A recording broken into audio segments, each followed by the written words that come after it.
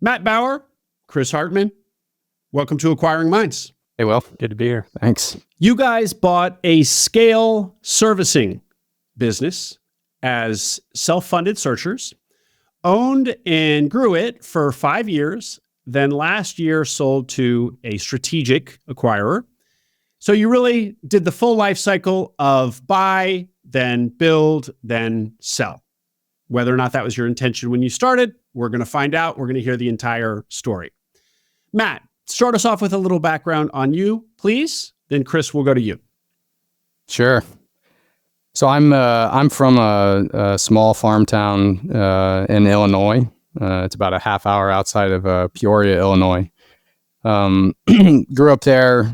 My parents actually owned a small business. They owned a grain elevator and feed mill. And, I started working there from, say, 10, 12 years old onwards. Ended up going to University of Illinois, studied mechanical engineering. And, before I went to college, my dad told me that I had to pay for school to learn the value of the dollar. And so got to U of I and I learned about the Army ROTC program. Ended up joining ROTC. Didn't have this burning desire necessarily to serve, but joined ROTC and commissioned active duty Army in 2007, and then spent about 6.5 years on active duty, a couple of deployments. It's actually where I met Chris. We deployed to Kandahar, Afghanistan together. Fast forward, got out of the Army in 2013, decided to go to grad school. I moved to London, went to London Business School, did a couple of interesting internships while I was there. Spent 7 or 8 months working for Schlumberger in the Middle East, primarily on upstream oil and gas production projects. And then worked on a Netflix movie where I advised Brad Pitt, a couple of just interesting opportunities. But anyways, decided that I wanted to stay in the UK and work post grad school. So ended up with a job at a private equity advisory firm. Did that for a couple of years, and I was at a bit of a crossroads, both with my career and then also, moving. Had been in the UK for, almost 5 years, met my fiance, my wife now, and we were looking at coming back to the States.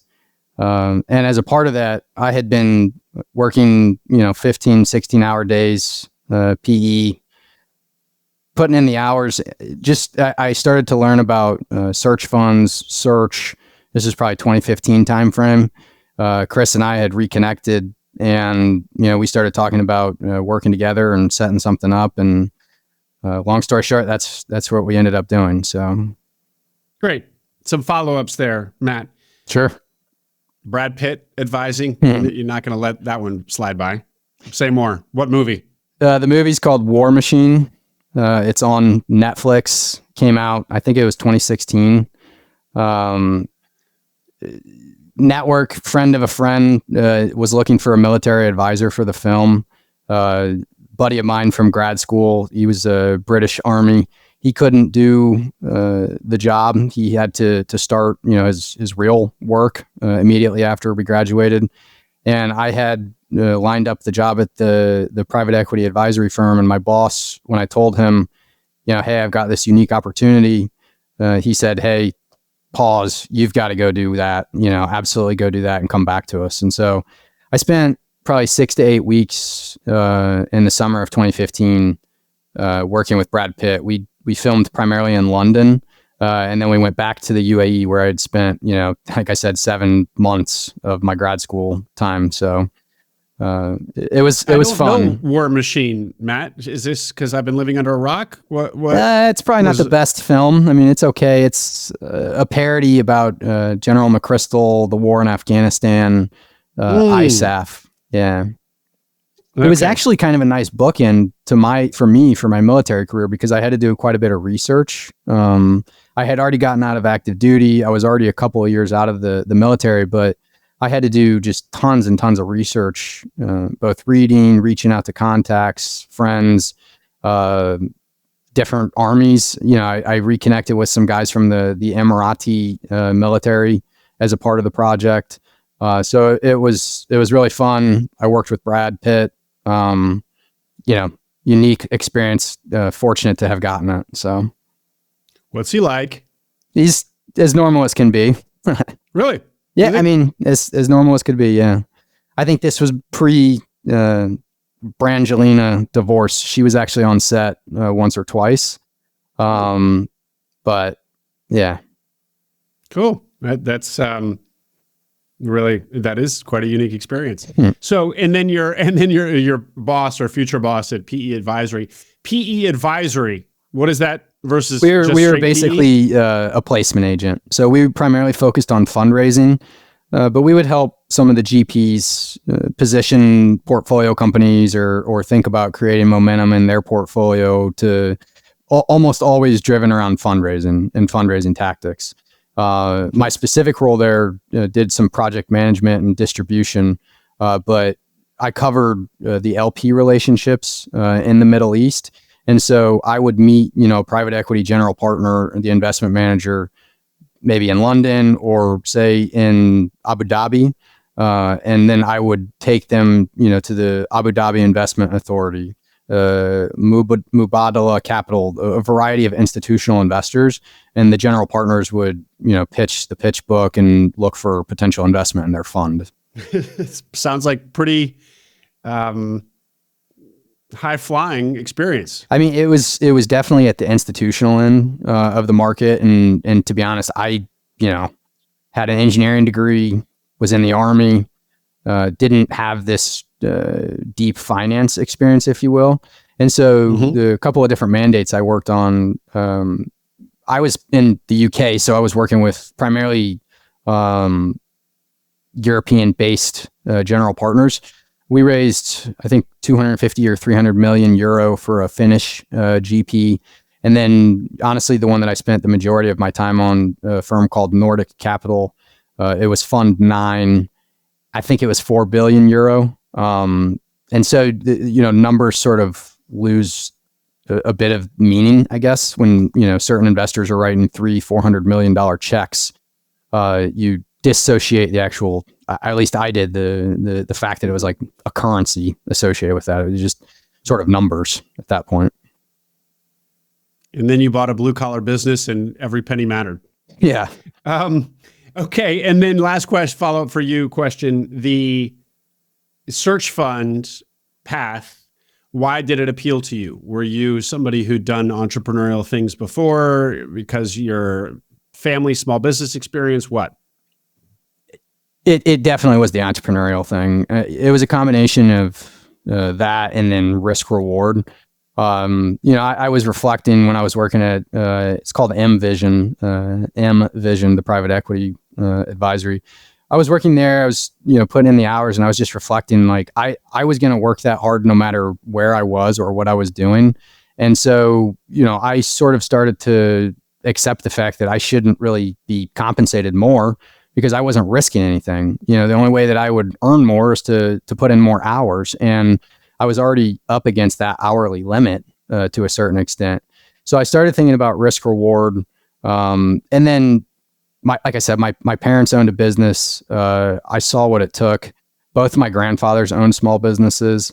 In college, the freshman and sophomore summers, I had a painting company. We did about $100,000 worth of painting, 33 homes in the Peoria area. So just really had the entrepreneurial itch, have been around that community and wanted to get back to it. And this risk reward approach that you take, you are at the private equity advisory firm working really hard. You really don't have any more hours in the day to give them if you wanted to be earning more money. Sure. So it was just going to be getting promotions or something was the only way you were going to be able to lever up your income, or you figured somehow taking on more risk. So if you took on more risk in whatever it was you were doing, that was going to be the way to generate more income. I mean, it's just kind of it's an interesting kind of abstract way to think about making more money.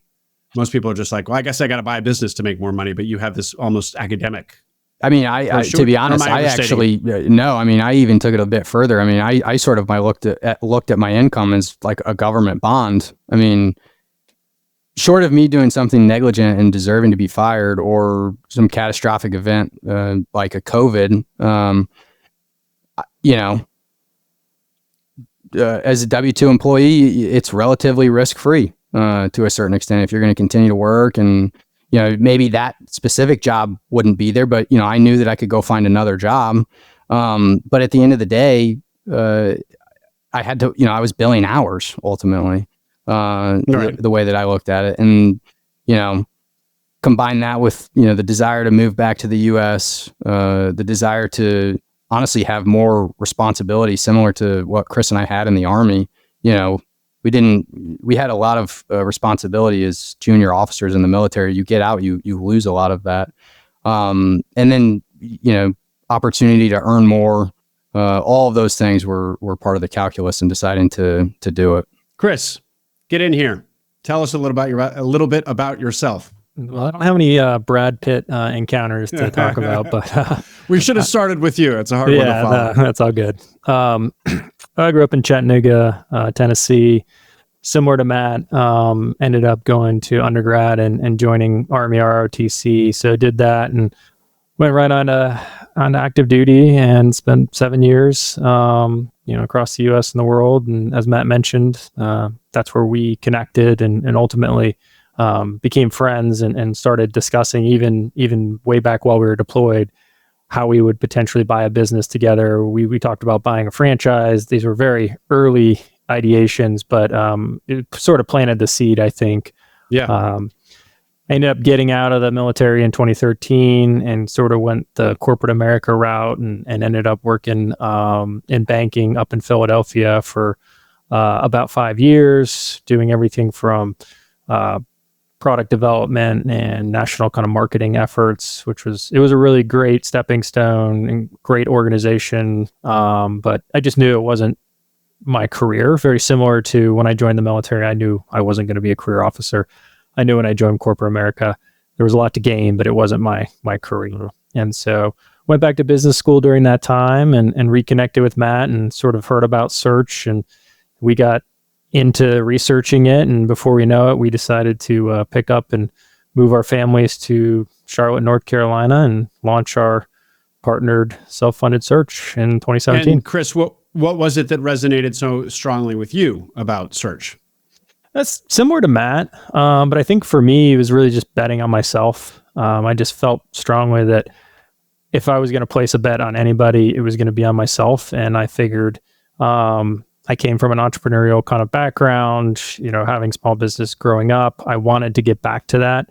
And I figured I'd place the chips on the table with, myself. And if it didn't go well, there was no one to blame but myself. And if it went well, then great. And figured I'd do it with somebody that had a similar mindset. And I think that's why Matt and I were good partners from an alignment perspective early on. Well, good for you guys. You took a risk on yourselves, and here you sit. Handsomely rewarded. So you mentioned moving your families to North Carolina. So elaborate on that, and tell us what your partnered search now, how it takes shape.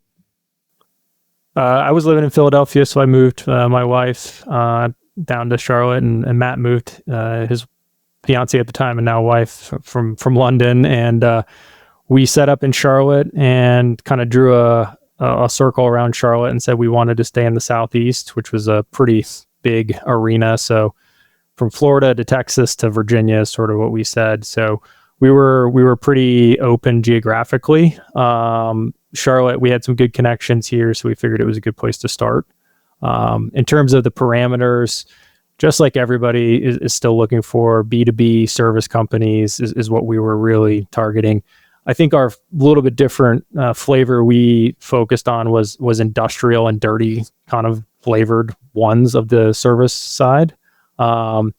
We had good backgrounds to kind of resonate with the owners in that space. And so we were able to connect our military time, our time before even growing up, to some of these owners.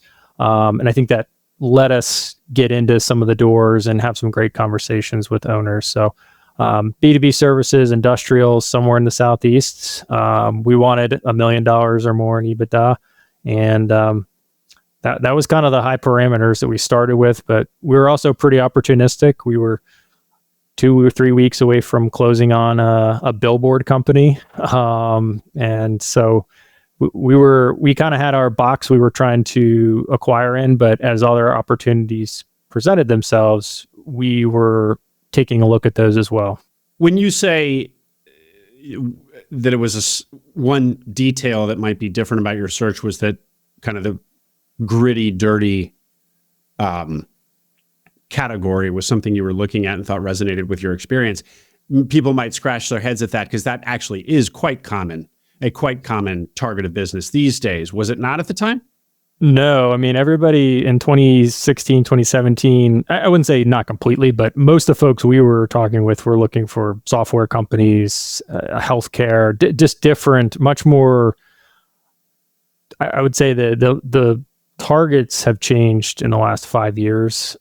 We were not super unique by any means, but we were in the minority, whereas I think now we would be in the majority, if that makes sense. Just a good reminder that the businesses that are hot, even for kind of searchers, not private equity, but even down here, at the kind of the lower end of private equity, which is what search is, there are trends. And HVAC now is, of course, the avatar for a search target. It's super hot, super popular. And I've always just assumed it was thus, but it wasn't. Back in when my partner, Nicholas James, bought his first HVAC business in whatever it was, 17, 18, they were plentiful and nobody wanted them. So it just goes to show that there's trends here like anything. Okay. But just to be clear, your move to Charlotte was strategic. You guys, I mean, you knew people there, you wanted to target the Southeast, but you guys just plopped yourselves down in town, really. Pretty much. Cool.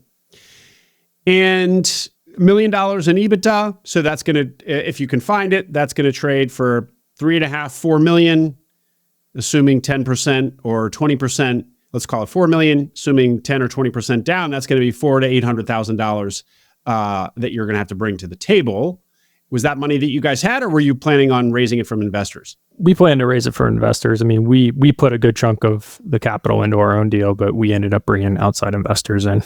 Can I ask what your balance sheets looked like? Just so, I don't often ask this, I should ask it more, but just so people who are listening and wondering how much money a couple of guys who want to go buy $1 million EBITDA business actually themselves had brought to this adventure. I mean, I think we probably had, a couple $100,000.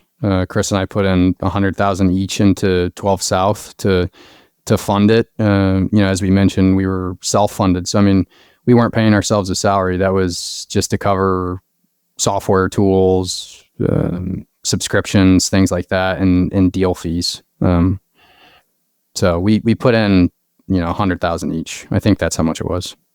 So basically that's really where the self-funded, that's, to be clear, we throw that term around, but that's why it means that you guys actually put in money to fund the expenses of your search, the deal costs, and so on. So each of you contribute $100,000, and you're not paying yourselves. You're then living off of whatever other savings remain. Correct. Okay. Yes. And then when you find a target, you're going to raise the equity. Correct. Yep. Okay. The only caveat there is we were talking to potential investors in parallel with looking for potential, companies to buy. So we were trying to find investors. Say more, because we were trying to find investors that thought similar to us, or that we had some high level of confidence was going to invest in us when we found the business. We didn't want to find the business, submit the LOI, and then have to go try to find investors, with 90 days or something like that. So we were building relationships in parallel with searching for a company. Chris, did you want to add something? No. Well, the one thing I would say is the investor marketplace 6-7 years ago wasn't quite as mature, and so nowadays you can kind of get your deal out in front of thousands of investors through some email lists and a few things. We had to do a little bit more boots on ground. It was much more This guy will introduce you to this person, a little more organic. And so it just took us longer, and we spent time up front, whereas now I think you can probably wait a little bit longer. The investment space is just a little more sophisticated and familiar with the search terms and structures, whereas I think we were educating a lot of folks even in 2017. And searches have been around for decades at that point, but it was still pretty small. Well, and to be clear, self-funded search in particular was the redheaded stepchild. Traditional search at this time is still the one. And to the extent investors even knew what it was probably a traditional search fund economics that they were familiar with. Self-funded was in its pre-adolescence, even though, of course, as we all know, self-funded, really all that means is you just buy your own business, and it is the original, the actual way of just buying a business. The point, though, that you guys cultivated relationships with investors before having a deal, I think is important for the audience, because that's a question that'll come up to us at Minds Capital and investor panels. Should searchers reach out to you, Mr. or Mrs. Investor, before having a deal to cultivate a relationship with you, so that when they do have a deal, you already know who you're dealing with? And Chris, I think you just kind of encapsulated how that's changed, because generally today the answer is no, probably don't do that, because investors just don't have time to just have an open-ended, pick your brain, getting to know you, coffee clatch conversation. They kind of only want to hear from you. They want to get to know you and see your deal at once, and they'll evaluate both at once, just because of time and resource constraints. Fair? Because you're doing investing now. Is that how you feel as investors? Yeah, I would totally agree with that. Okay. Anything to say about the mechanics or the process of your search? We didn't do anything to say special. about that billboard company? That's old school. I would love the billboard company. Billboard companies are much more like real estate. There's not a lot of employees. It's just a little bit different business model. And so getting the financing lined up for something like that was a little bit more of a challenge. And we had a third partner that was going to come in on it. It just didn't end up working out. We still both really love the billboard industry and would like to find an investment in that space. But it just didn't quite work out at the time. And what else? Anything else? Were you finding lots of targets? Were the pickings slim? How long did your search last? I think it was about a year. It was less than a year. There were targets. I felt like we were always reviewing LOIs. We spent a lot of our time trying to prove to a broker and explain what a self-funded search was. That was really we spent more time trying to get through those gatekeepers because they didn't understand what we were doing. And so once we kind of honed in that messaging, we started to kind of break through. But we didn't do anything special in terms of email or direct mail. We just did everything and just stayed at it and stayed aggressive. And ultimately, I think you got to stay in the game, and then you got to be a little lucky. But when you get the deal that you know is the one, you have to find a way to get it closed and not let somebody talk you out of it, whether it's yourself or a lawyer. You got to trust your instincts a bit. That's sort of my opinion on that. So what I'm hearing is the business that you bought grabbed you guys. It did for me. I mean, I liked it from the beginning. I had stumbled across a similar weighing business 3 or 4 months earlier, just randomly, and said, this is a really cool industry. The business wasn't for sale. And we reached out and that didn't go anywhere. But then fast forward 90 days later, and there was one for sale in Charlotte, and kind of full circle. Matt, How did you feel about the business when you first saw it? Yeah, I would agree. I think it did kind of grab us. I also agree with Chris. Like, I think in your gut, sometimes you'll know that it's a right deal, and each one is very unique. And so, there were 3 owners. 2 of the 3 were former military. We connected there. These guys had been in the industry their entire career. They were very down to earth. I think that they sort of saw themselves in us a little bit. And then it hit all the different, criteria, both just, financial and then geographic and things like that. I'd say we were pretty Tell excited. us what the business does. Tell us what the business does, and then I want to hear what you're about to say. American Scale Company is a service provider, installer, and distributor of industrial weighing equipment. And so we say we can weigh anything from grains to trains. And so literally, I mean, we sold scales that you would weigh in micrograms or even further refined weighments in like analytical chemistry labs. And then a railroad, train overhead weighing, each car weighing, 400 to 600,000 pounds. We've got some other services as well, but yeah, it's an incredible business. It serves every or just most different end markets, all different production producers. And so we would find ourselves inside of, manufacturing facilities, food and beverage facilities, asphalt, aggregates, building materials. And so just cut a really broad cross section of the economy and across North Carolina, South Carolina, and Virginia. So super cool business.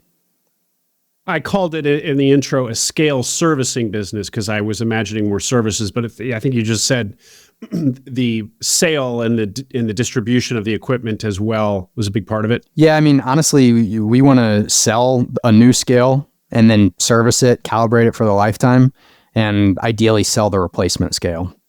Whether that's, again, a truck scale that, you're driving 80,000 pound, 100,000 pound trucks on every day, or some small little $250 dollar scale that you're weighing a chicken nugget on. So,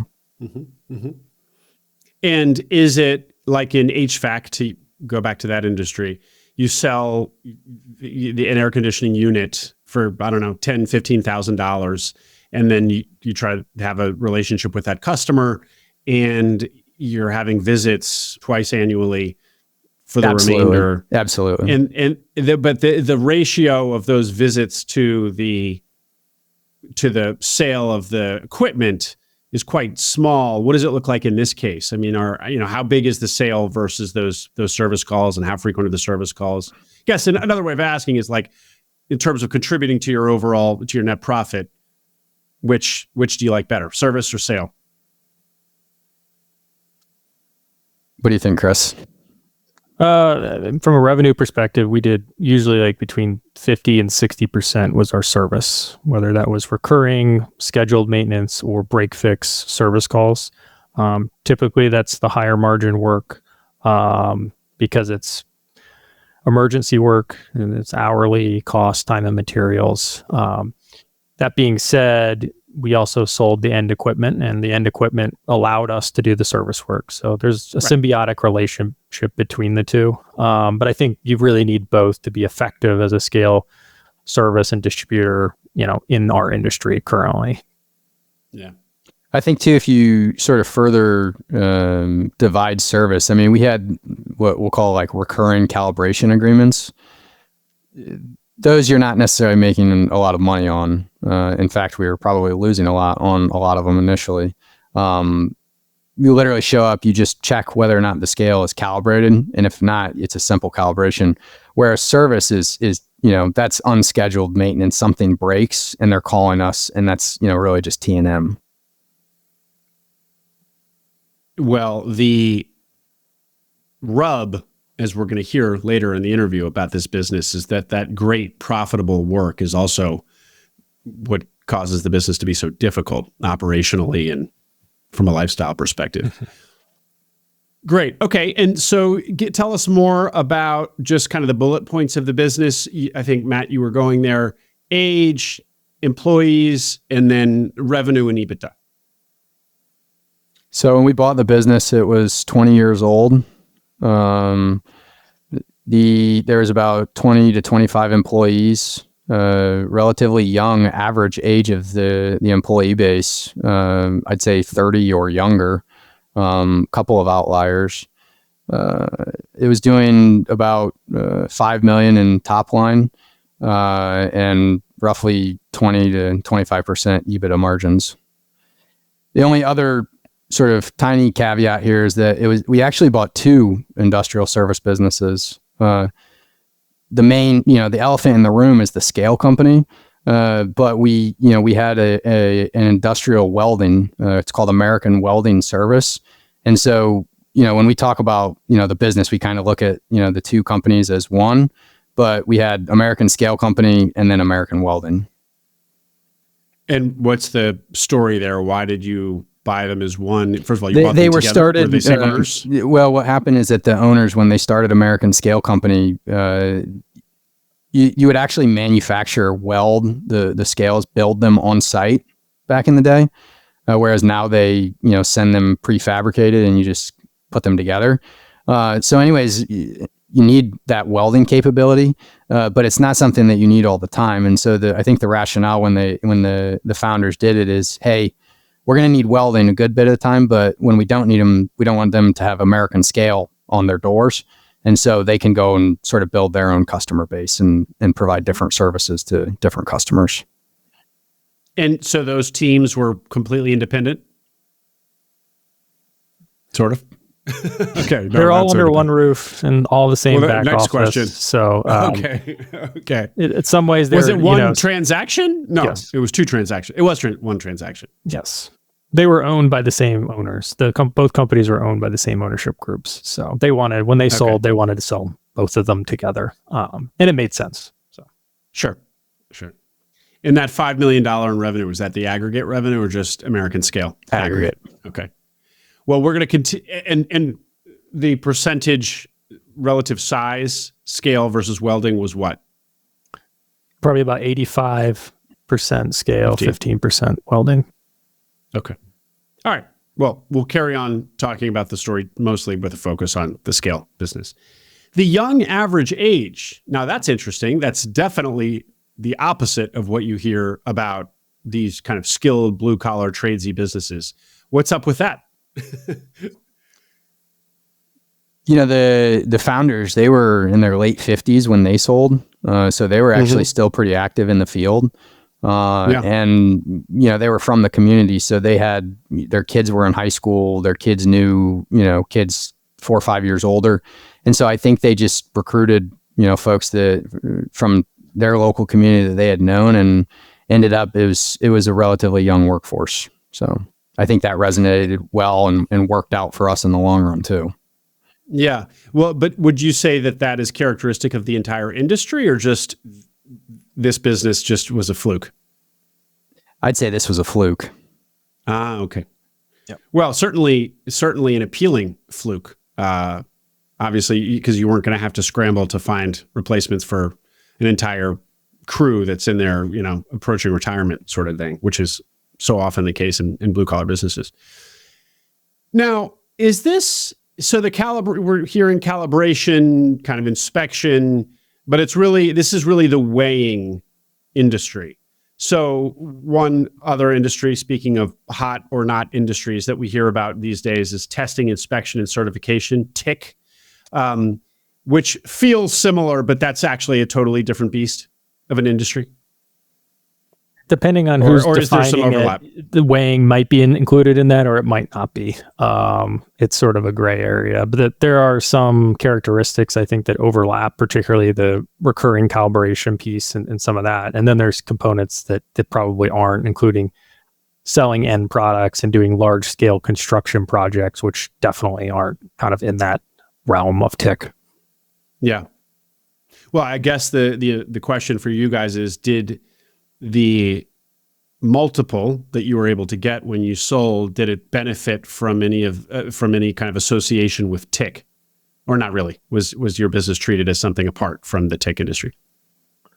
I think it was kind of separate, in my opinion. There are very specific groups that do high-end calibration and testing and measurement that are really good at that, and we're just at the other end of the spectrum, and there's lots of benefits to being where we're at, and there's benefits to being to the other end. But I don't think we might have seen some of those tailwinds to a certain extent, but I don't think we fit in that box well enough to get the like crazy multiple you could get. Okay. And anything else to say about the industry? Well, here's a detail that you shared in the pre-call that I recall.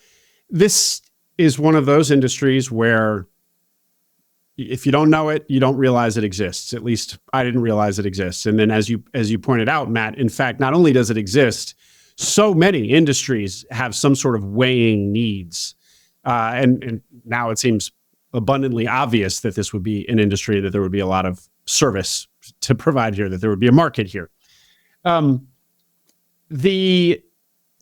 fact, you had said that in North Carolina, it's actually a quite competitive market. So you're not just a little obscure business, that there are a lot of weighing companies out there. Say more about what this industry feels like, how competitive it is or not. It's a competitive industry, and there are a number of really strong weighing and scale companies in the Carolinas, some of which have grown to be kind of nationally known companies, and their roots really started in North Carolina, and so they continue to be strong. The good part about North Carolina and the Carolinas in general is that it's a very diversified economy that is a ton of tailwinds. There's tons of greenfield development, new factories coming in here. And so it allowed us, even though we were kind of new to the industry, to really lean into all this new development. And so we focused a lot of our efforts on when these big multinationals would come in and set up a new factory, and they didn't have a scale company because there was never a factory there before. And we would really try to penetrate that quickly and go in and win that customer.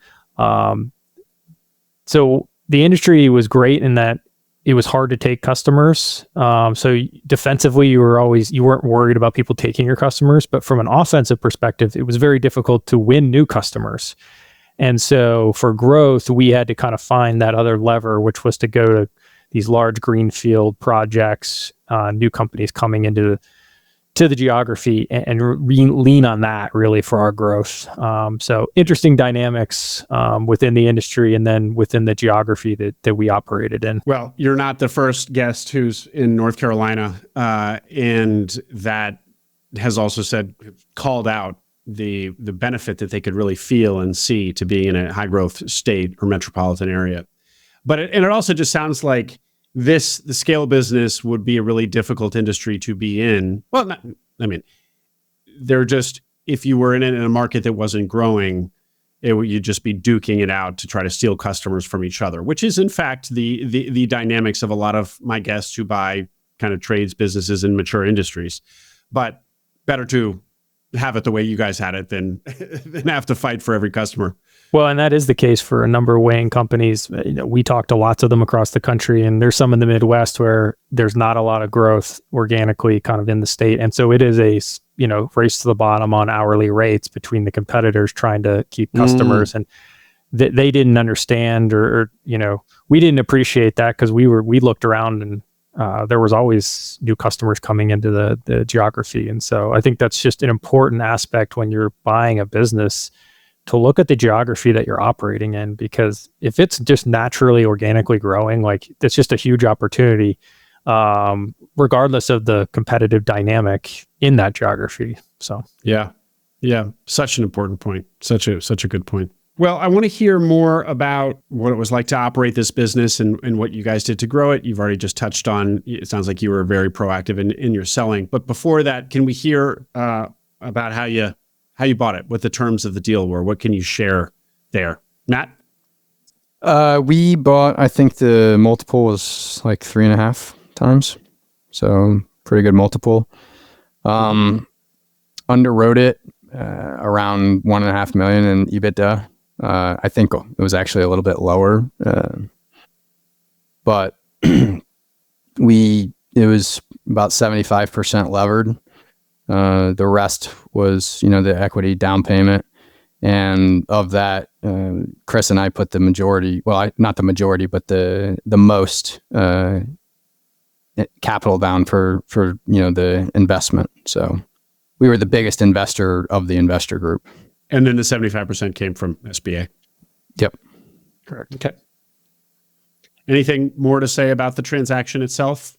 Or sounds like it's pretty we worked with an interesting broker, got it done. Worked with the SBA and the loan closers from, a small community bank. Again, got it done. But I think we almost completed the transaction within, 90-day timeline, which sort of a miracle, given both sides of the transaction and working with the sellers and some of the service providers. So the service providers, quote unquote, interesting service providers from the broker to the lender, not great.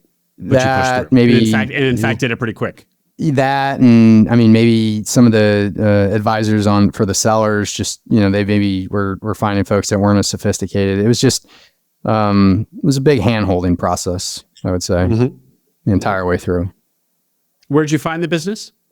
We found it online. I think Biz Buy Sell, actually. It had been put on Biz Buy Sell.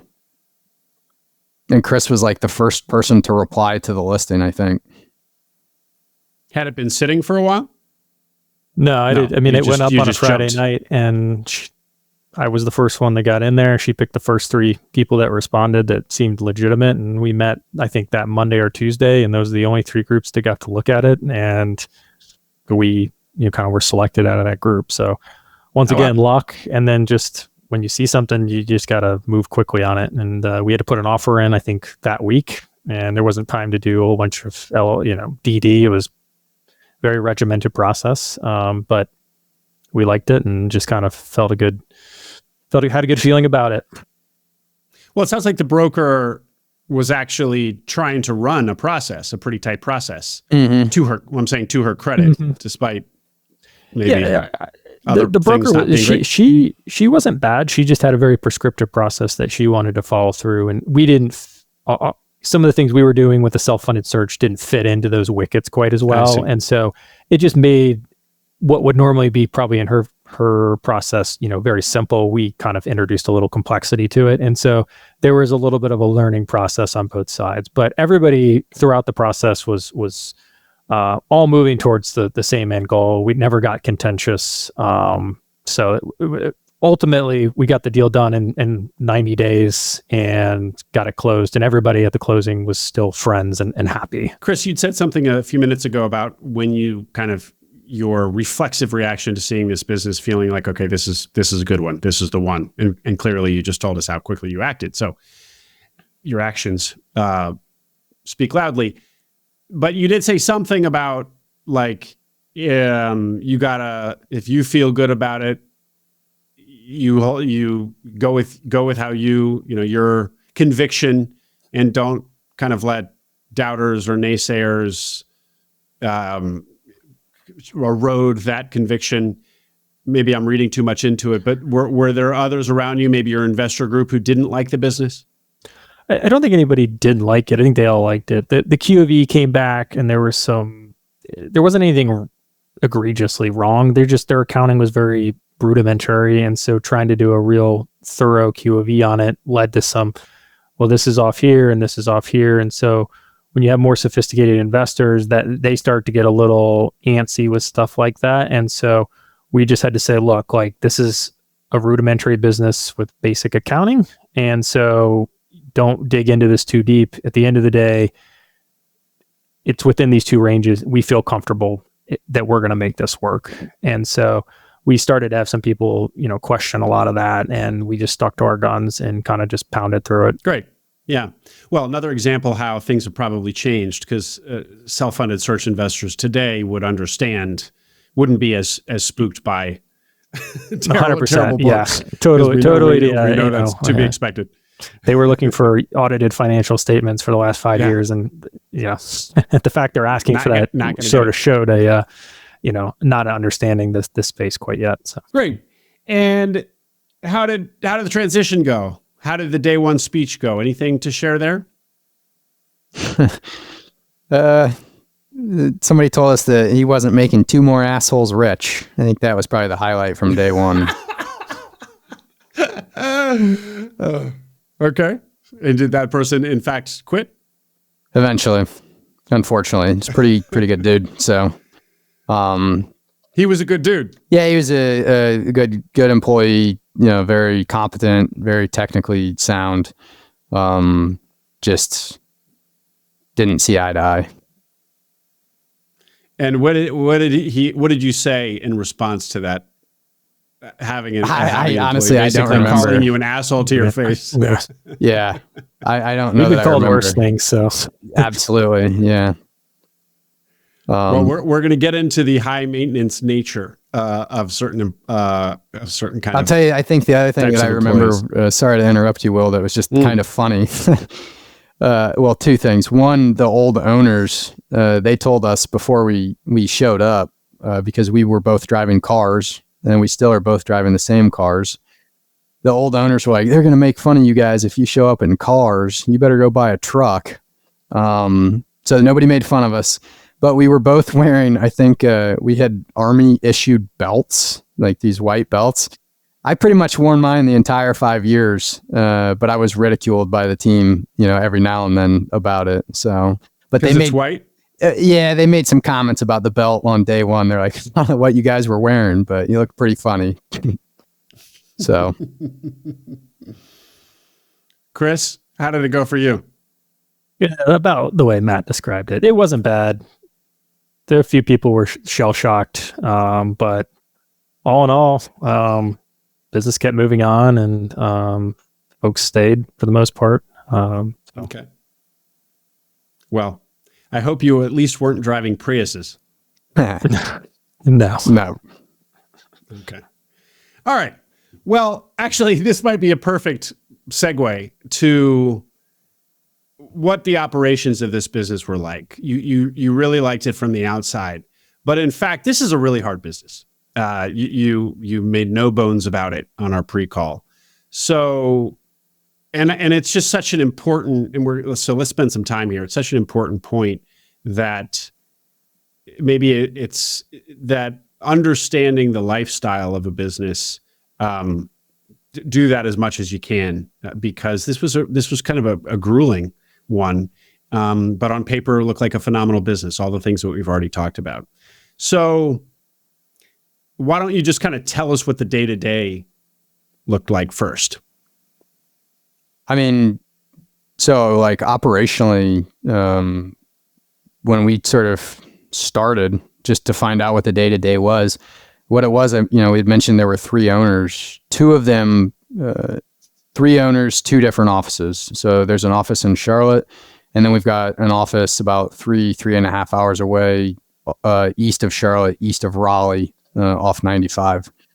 There was an owner in Charlotte handling day-to-day for the Charlotte office, and there was an owner in Eastern North Carolina handling the day-to-day there. They, generally would either call the individual technicians like the night before, or they would come in the morning and sit down and sort of get the daily plan together. But generally the day to day, what it is you'll schedule a day for the technicians, either office, and you'll have calibration agreements to go do. And you may have a service call from the day prior that we weren't able to get done and wasn't, critical, didn't have to be completed in after hours. But you've got like a daily schedule sort of identified for each technician. And then, then the phones start ringing. And which it's a great thing. Obviously we want the phones to ring, but we'll get a service call, and then it becomes a matter of rerouting, the technician that has the appropriate skill set to handle the service call, has the equipment, has the right parts, the inventory on his truck. So, just on a day-to-day basis, it's continually moving, sort of controlled chaos, to be honest, I think would be a good way to put it. Operationally, and it's very I would much say logistics, complex. like a ton of logistics. Yeah, definitely. Okay. Again, we fell in on these calibration agreements, and we had them for each month. And I just remember the owner handing me, the next month, it must have been the month of September, he handed me the calibration agreement, and it was an Excel sheet, and it was the name of the town, and then, the name of the customers. I didn't even know North Carolina. And so I didn't know any of the towns. I didn't know where the technicians would be going. And so, one thing we did, early on, just to help sort of visualize operations, is we took our calibration agreements, these scheduled maintenance, if you will, and we started plotting them in Google Maps. We used the Google suite for almost everything. communication and team sharing and things like that. And we started, using maps, and it was just as simple as like a color code to, it's red, not done, yellow, hey, we're there, and green, the job is complete. But again, sort of a day in the life of a technician looks like you get your schedule. Nowadays, they get it the day in advance at like 6 p.m. It comes out. They get it in advance.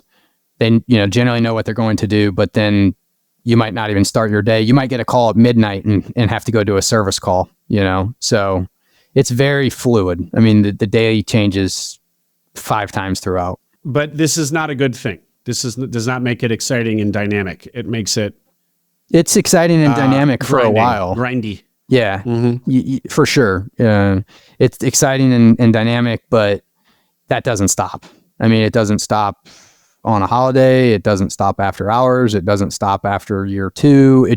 It hasn't stopped now. I mean, it keeps going, which great business, but it is operationally, challenging and takes a lot. And what about delegating that hard stuff? So your technicians are the one who are going to go do the service call.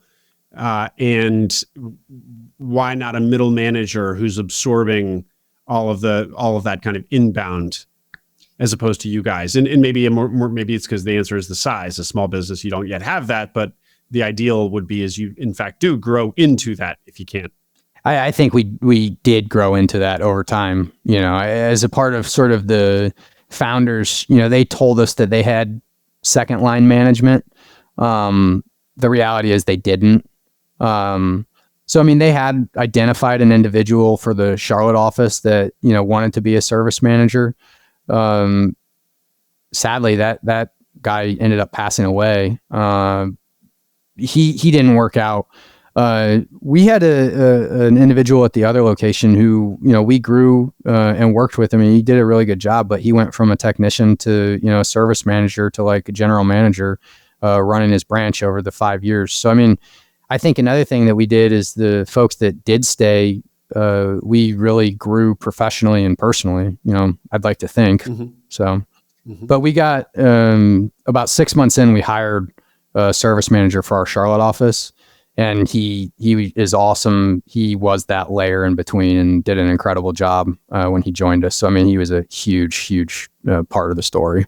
Well, so does the business, if like talking about this employee that you ultimately put in place, does it become a more appealing business if you can get it there? I mean, do you get to have the benefits of a great business model, but not so demanding work, and be the asshole owners who are just getting rich and not having to work that hard? Or is there something intrinsic to this business that like, not really? I mean, I think you could build a team and get there, but your team they're going to be burnt just as much. It's not really. I mean, I think it's just a grind. Chris, how do you feel about it? We've talked to enough other scale company owners across the country, and they all feel exactly the same. And so I think it's a large component of just how the industry operates. And a lot of our guys, they like the unknown every day, right? They're going to go do something different every day. It's not going in, clock in and do the same thing. But because of that kind of unknown, somebody's having to manage that unknown and the chaos. And that just weighs on you mentally, day after day, week after week. And even if you do find some layers of management in there, ultimately, as the owner, Matt and I were still extremely close to it. And that may have been our own fault. We probably should have stepped back at times. So some of it may be a little self-induced, but I think there's a large component that is kind of industry driven just from the data points of lots of other scale company owners. And when you talk about the inbound and the moving schedule and the, having to change routes 5 times a day, that's because you get service calls? You're basically somebody's scale broke. Yeah. So like last night, we've had a bunch of thunderstorms here lately. And so our phone just rings off the hook because the thunderstorms hit the scales and all of a sudden they call at 6 o'clock, 9 o'clock, 10 o'clock, and they all want to be up and running by 6 a.m. in the morning. Well, you had a whole schedule made, you're trying to route people, and our customers can be 4 and 5 hours away from Charlotte. So it's not as simple as go to this one and go to the next one. It's trying to route people all across the Southeast. And different customers have different priorities. Like we have some very high priority customers, and you may have a technician driving the total opposite direction to somebody else. This high priority customer calls, and you turn them around and head them totally the opposite direction. And so that's just sort of the unknown.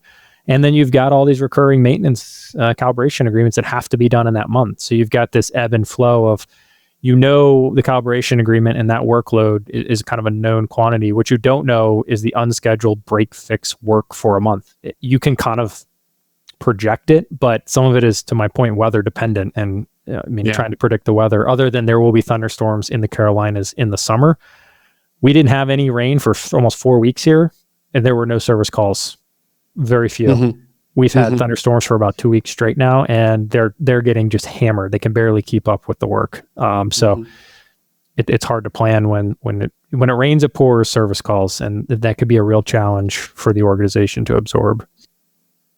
One other thing, I was just going one other thing I think that is part of this story is that we were also trying to grow. So, I think when you're trying to grow, it just makes things more challenging in general, whether the business is operationally complex. But there's a lot of owners that have gotten, their scale company to a decent size and have just kind of pumped the brakes. And they said, like, we don't want to grow more because we're going to have to add employees and, additional risk and trucks and equipment. And we're going to keep getting more phone calls and things like that. And so, not only is the industry just hard and demanding, but then layer in on top of that Chris and Matt are, pushing everybody to try to grow. So it was just, it was exhausting. Well, I heard you use the word burned there, Matt, a minute ago. So do you feel like you guys were burning out? I think I probably was, yeah. Chris? Yeah, I was definitely on the path for sure. I wasn't maybe quite as far as Matt, but I was not far behind. And you're a couple of former military guys, and you had in fact looked for businesses like this, industrial services. So, I guess to people listening who don't run toward these types of businesses, who maybe don't have military training or military experience, it would be that much more of a challenge. But was it not like what you were doing in some of your military work?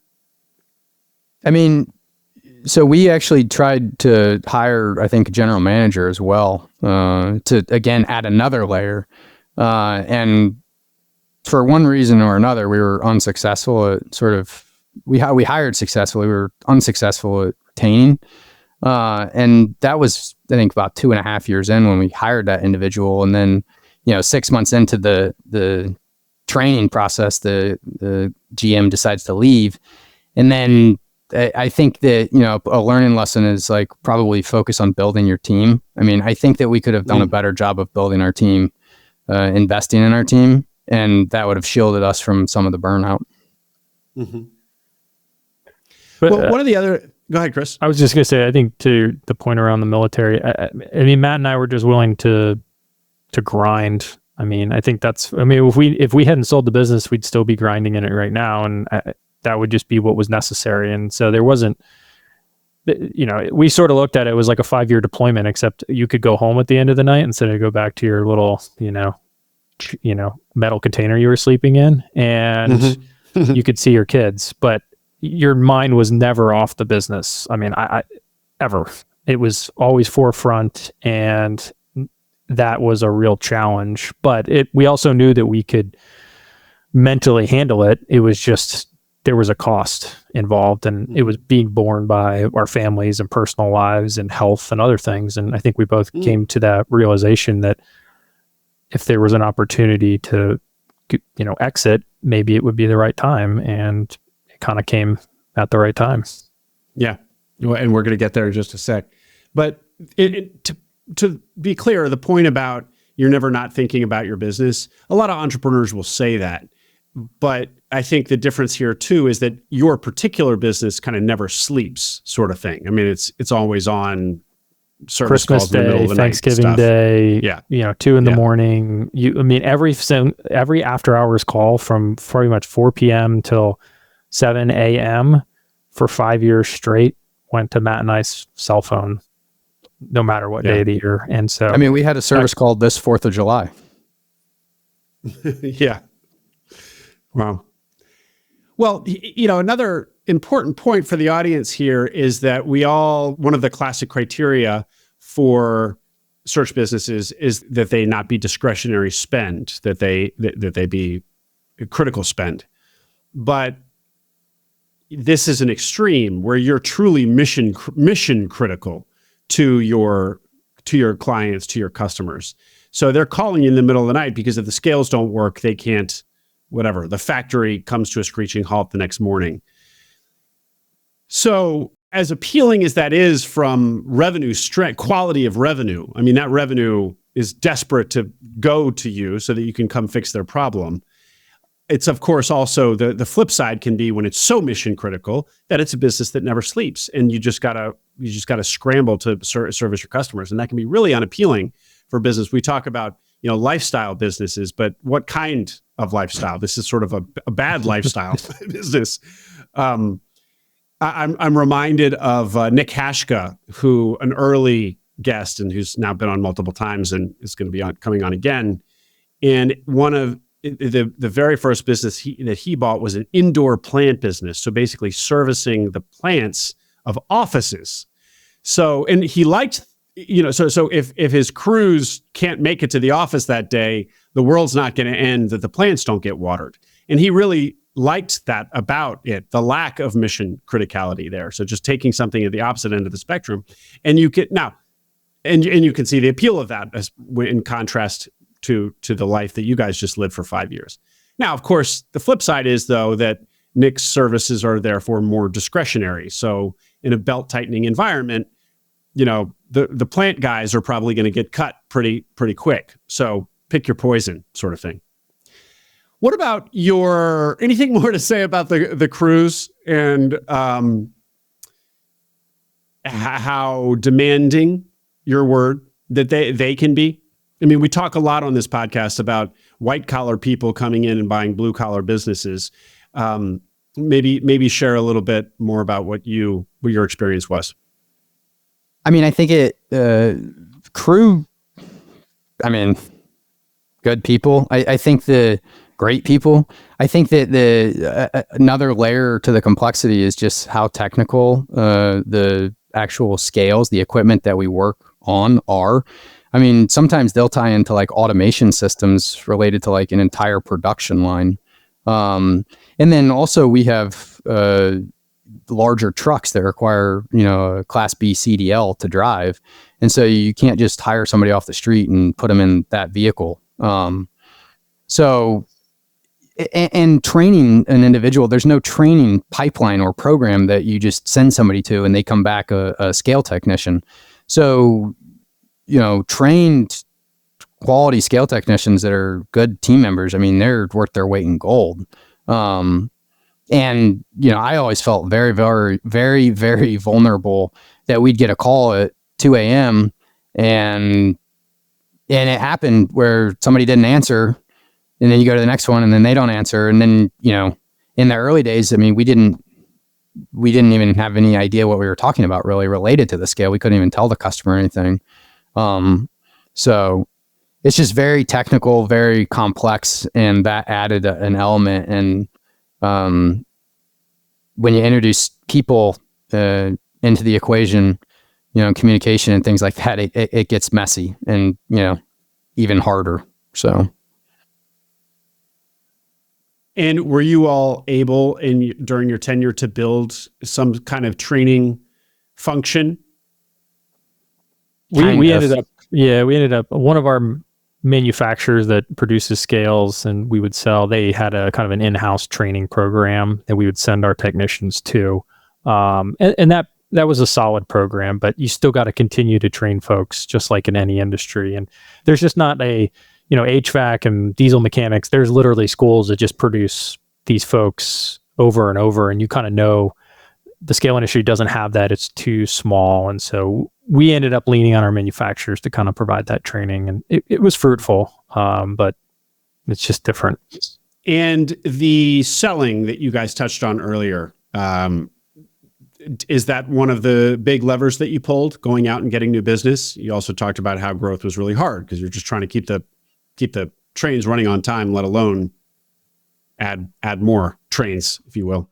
So did you build sales? What did revenue do over your 5 years? We built a sales team. And Matt and I still were the primary sales folks from the beginning until the end. We brought on full-time sales folks and trained them, from folks that had experience in sales to folks that had none, and kind of got them up to where we wanted to go, including we trained one of our technicians who, kind of as part of his development professionally, went from a technician to a salesperson and has now actually become a branch manager. So that was one of the things we did well, was kind of in the in the sales area. Matt and I were just very aggressive, going out and winning new business. Like I said, lots of greenfield, new facilities being built, and we just leaned into that. We would show up, we would drive around, we would cold call. We did a lot of work on digital marketing. Our space was just really behind in that area. And so for us to just do what most people consider as a basic website with a little bit of SEO and paid search, like, paid huge dividends because your competition was doing nothing. Wow. And so we were able to do that. Nowadays, everybody's caught up to that. And so we leaned in on that and just went hard. That's part of the grind, and that pressure was, we were trying to sell. We had our sales hat on all the time. Plus we were trying to run the operations and everything else. And so we were always stressing the organization because we were continuing to sell new product, bringing in new products. We were bringing in new manufacturers, just anything to drive new revenue. We would also expand our geographic area. We went further than most scale companies would, away from their home bases, if we could make it financially viable. And that's kind of what kind of led the growth. And over time, we went from 5 million in top line to well over 10. And it was just a nice, consistent 15% growth every year. No big, massive 1 year up, down. We just kind of kept at it. And it's a little bit of a snowball effect, I think. And what had been the plan? That you would own it indefinitely, or that you would try to grow it and sell it, or just create optionality for yourselves and decide whatever you wanted to do after you knew more? I don't think we really knew. Yeah. I mean, I could tell you we thought we would run it and see where it went. I think we were both pretty open to the fact that if we liked it and it was a great business, we could continue forever. If there was a good option on the table to sell it, we would consider that. But I don't think we had something etched in stone that we were going to, hold this for 50 years, come hell or high water. And that's sort of how it ended up playing out. Well, but circling back to your investors, who you kind of had to get comfortable with self-funded search, one of the things investors need to get comfortable with is, when am I going to get my capital back? Not only, what is the opportunity here, but when am I just going to get my money back, please? So so usually they like to see clarity that, like, you're going to you have a plan, not that, well, we'll see. What did you tell them? I think we went with the standard, look, we're looking for a 5 to 7 year hold, just like most folks. But of course we told them, look, if this business is doing really well, it's cash flowing well, we're enjoying it, you're getting your return, you've gotten your pref back, you've gotten your capital that you put in back, and you're going to get residual checks for the next 20 years. They were all fine with that too. So we kind of gave them, here's the model with the 5 to 7 year exit that everybody uses. We'll use that, but just know, we'll see how this goes in 2, 3, 4 years, and we'll all kind of discuss and see what makes sense. And they were always very supportive along the way. Let's hear about how the exit came to pass. We actually were buying a competitor. And so we exited in July of 23. I think in February or March of 22, we had given a competitor an LOI that was accepted, that would have been, fairly transformational, that we worked on. the ultimate buyer, the strategic, the gentleman that sold, it's a larger platform business. He sold to a financial sponsor. Chris and I had met him before he sold the larger, the platform, if you will. And so we knew that they were on the market and that they were, looking for some type of financial sponsor. I stayed in touch with him. I talked to him, every 3 to 6 months. And so we're moving forward, trying to buy the one business. And then the platform gets acquired. The owner calls us and he said, "Hey, we've been acquired. We want you guys to come join us. Are you interested?" And we thought about it for a little bit. This would have been in, the second half of 2022. And we decided, no, we're going to focus on trying to acquire this business. That we had already gotten the LOI, we had been accepted. We kept working on that. Long story short, that deal died a month from the finish line. And that was in March of 23. And, I think we bought the business at an inflection point, a bit of a plateau. We grew through, the inflection point and got to a bit of another plateau. We wanted to do something transformational, and, the acquisition opportunity died, and, the business had been performing really well. And so we decided to go back and talk to the folks that ultimately acquired us and see if they were still interested, and they were, and it just sort of went from there. And so, to be clear, you were trying to buy one of your competitors. In the meantime, you were talking to this other sponsor who had bought a platform in your industry. Correct. And was interested in buying you guys as well as a second or third acquisition, Correct. bolt-on, although you were big enough that you might call it something more than a bolt-on. And we told them, we were transparent. Mm-hmm. We said, look, we're actually working on this other opportunity. Okay. We'll entertain the idea, but we're going to focus on buying this, and then, maybe we can revisit the conversation in a few years. Yeah. When that deal died, then we went back to them and again, we were transparent. We said, look, we'd be willing to hear you guys out, if you're still interested. So. Okay. And the inflection point was what? Was because doing your own acquisition, buying that second business was really going to vault you into the next level. And so not getting that felt like, kind of fork in the road, or because of your own burnout, or because there was something magic about 10 or approaching $11 million of revenue that you felt like getting further than that was going to require, I think it was deep investment, or what? Probably more so just some of the air let down as a result of that transaction dying, and then probably some of the burnout. So an emotional inflection point. Potentially. I don't know. Is that how you felt, Chris? Yeah, I think there was definitely a component to the emotion, but I think the business was also sort of at an inflection point. Like, we were going to have to invest probably a significant amount of more money into the business to kind of go to the $25 million revenue level.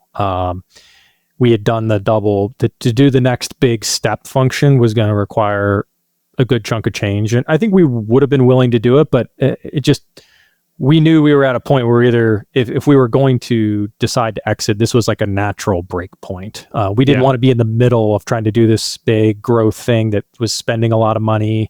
We wanted to go ahead and, make that decision and go one way or the other. You had mentioned that there was a toll that was taken on you guys, burning out, but also kind of even taking your work home with you and on your family a little bit, your family life. Is there anything to say there? I mean, was this something that you felt like your families were really experiencing the brunt of your ownership of this business? My wife would probably say so. Yeah. Yeah, definitely. I'd say that somewhat jokingly. Although it is true. We literally, probably actually worked every day for the first 2 years. Actually had to do something.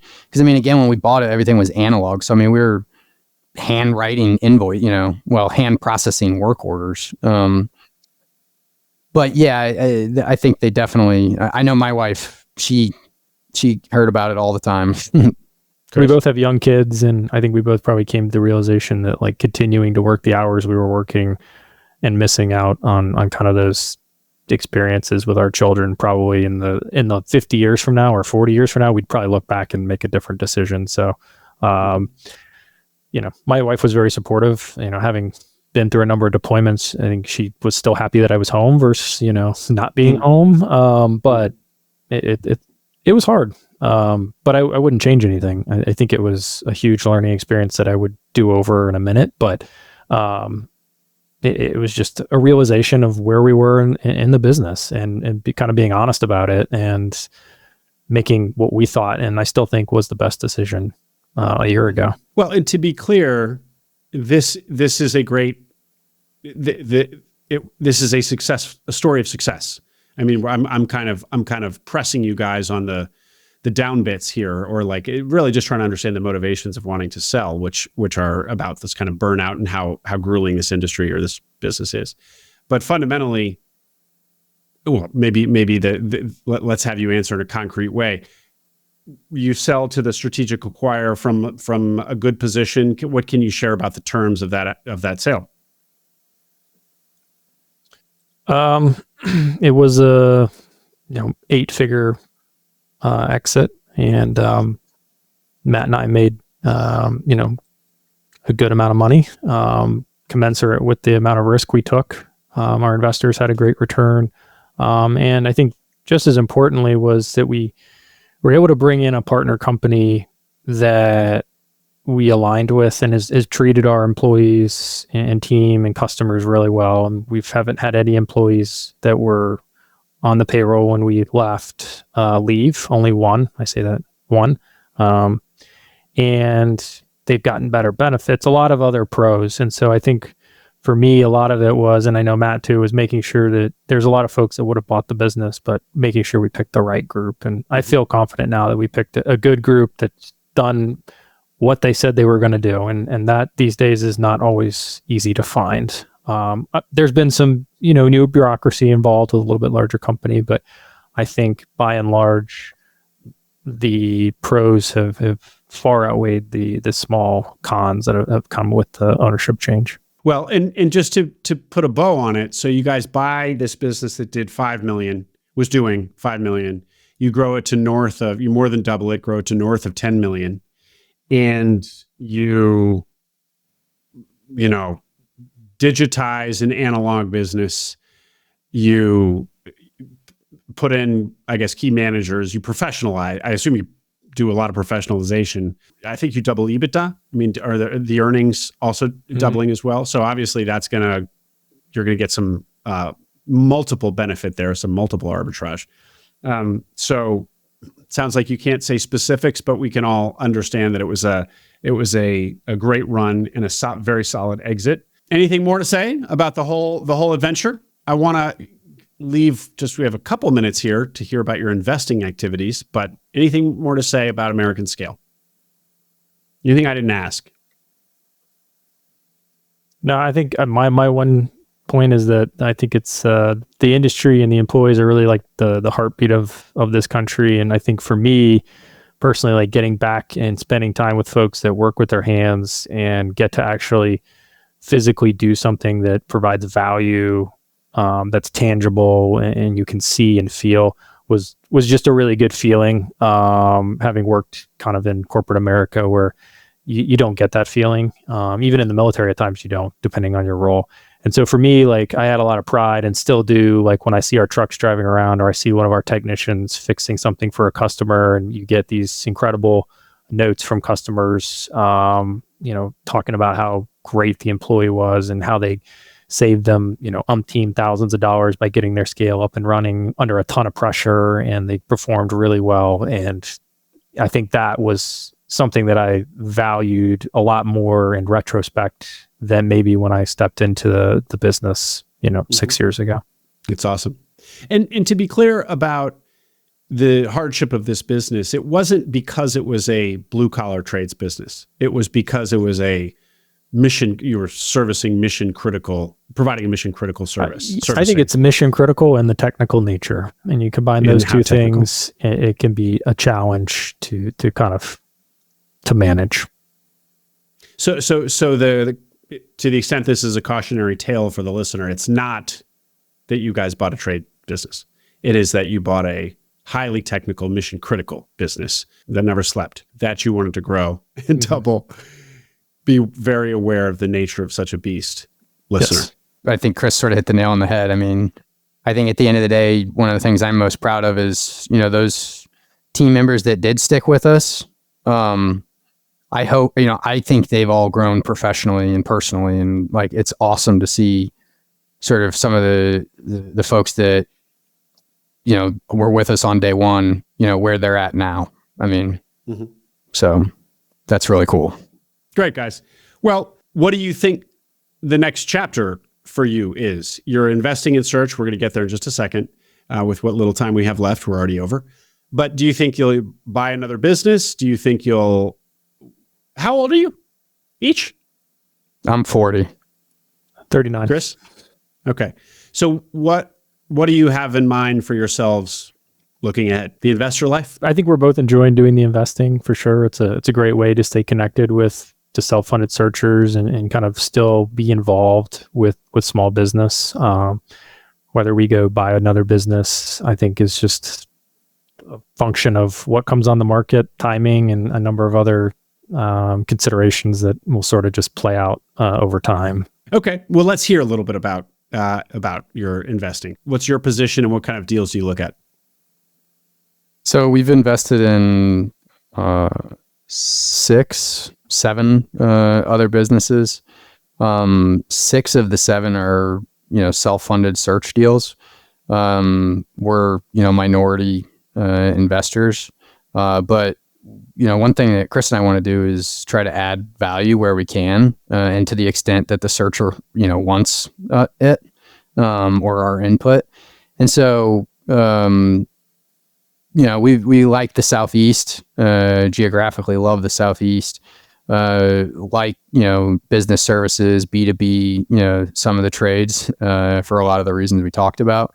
You mentioned Nick, we've invested with Nick, Hashka, some other probably well-known names in the search ETA community that we've co-invested with. And so I think just really looking forward to, continuing to meet, entrepreneur operators that want to, get in the saddle and, help them and back them and see them, achieve what they're looking to do. So you have an orientation toward trades, kind of industrial B2B style services, and Southeast geography, not those aren't strict criteria, but those are kind of your eyes light up for those types of opportunities, right, because that's where you can add value. That's right. And then one just a little bit different than a self-funded search deal. We're investing in a porta potty startup here in the Charlotte market. So if you're in Charlotte within the next year, you better be in one of our porta potties. You got to go outside. I'm just kidding. Is there any kind of technology angle, or is this a blue collar business, just a blue collar porta potty rental business, just not ETA? It's 0 to 1. It's that, but it's the operators are highly motivated, entrepreneurs that have proven themselves before and have been studying this for a while and want to get after it. And so it's exciting. Well, I should interview them because porta potty businesses are the darling of the ETA world. I mean, we all want to buy a porta potty business. So why they chose, in fact, that 0 to 1 was better than buying an existing one would be an interesting conversation. So maybe I'll ask you for a connection. For sure. Chris, anything more to say about your investing activities? No, I think we're excited to partner with folks. And like Matt said, we're operators. We're not super finance guys, but what we can do is really help you on the day-to-day ops. If you're, on your first go of a search acquired business, we can get in the weeds with you and kind of provide value. So that's sort of our selling point versus, some other folks. And I just tell all the searchers nowadays, with the abundance of investors out there, is I would be picky about who you choose. I think you can actually select your investor group now versus it used to be much more you kind of took the money you could get. And so I would be very cognizant about who you select and what they bring to the table, because you can get a lot of folks that can bring to the table the check, but they could bring together potentially new customers, tactical experience, industry knowledge. And so I would lean on doing that diligence on your investors to make sure they're the right fit, because there's enough investors out there these days. So I think it's great for the searchers. Well, it's a great point, Chris. And with my group, Minds Capital, what really got us excited was when we could articulate what differentiated us from other capital. So it's also, having, for the investor, knowing where they can add value, where and why they can add value, and being able to articulate that also just demonstrates an ability to add value, because they've thought it through and they've really understood where they differentiate and can add value, and have positioned themselves accordingly and are going after a particular kind of niche within broader search. So well put. Okay, Chris and Matt, I want to invite you guys to share your contact information or how you like to be contacted, but I'm reminding myself to give a PSA to the audience going forward. We'll see if I remember to do so. I'm remembering now. If you do reach out to an Acquiring Minds guest, please have done your homework, have, mastered the basics, listened to a bunch of the pods, this or others, read the books. Because there are people who are really, guests are generally really generous with their time. But I do hear from time to time that people they get so much inbound to just get on the phone and talk about their search. If you reach out to Chris and Matt, treat their time as the precious resource that it is, and come with some real dialed in questions and have done your homework. And with that, gentlemen, how can people reach out to you? I think we're both on LinkedIn. That's always a good one. Good enough. And then, our website is 12southcapitalpartners.com. Our emails and phone numbers are on there. 12 South Capital Partners. Correct. Okay, Matt and Chris, thank you guys very much for coming on. Congratulations on a successful journey. It was hard, but here you sit, victorious and with a lot of value now to pour back into the community. So congratulations. Appreciate it, Will. Thanks for having us, Will. I hope you enjoyed that interview. Make sure you subscribe to the Acquiring Minds channel below. We are now publishing twice a week, so tons of new interviews and stories to come, stories that will help you along your own path to acquiring a business.